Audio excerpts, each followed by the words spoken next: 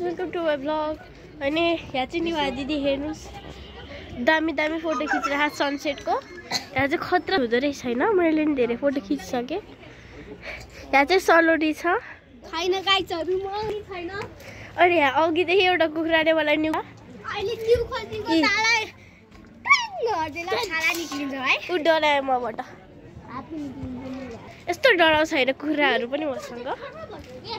अनि गाइज यहाँ चाहिँ खतरा खतरा भ्यू आइरहेको होइन, यस्तो राम्रो खतरा भ्यू आउने ठाउँमा गाइज एउटा भिडियो उता हेर्नु त कुकुर हो कि तपाईँले बोकिर निवादी चाहिँ अघिदेखि हो। निवा दिदी पनि फोटोग्राफी हो कि। यो चाहिँ खतरा भ्यू आइरहेको छ होइन गाइज। अनि हामी चाहिँ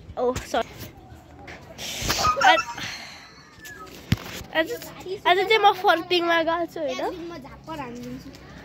फर्पिङमा जान मजा आउँछ कि यहाँको खतरा भ्यू हेर्न सक्नुहुन्छ। This is not Pharping, this is पिखेल।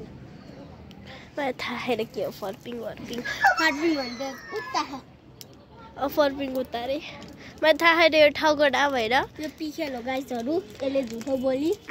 यो झुठवाई हो गाइजहरु, झुठो बोली।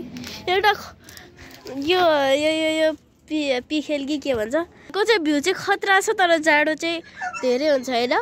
यस्तो जाडो हुन्छ, यस्तो जाडो हुन्छ। त्यो हात जाडो भएको थियो मलाई, दुईटा ज्याकेट लगाएर आउनु पर्थ्यो।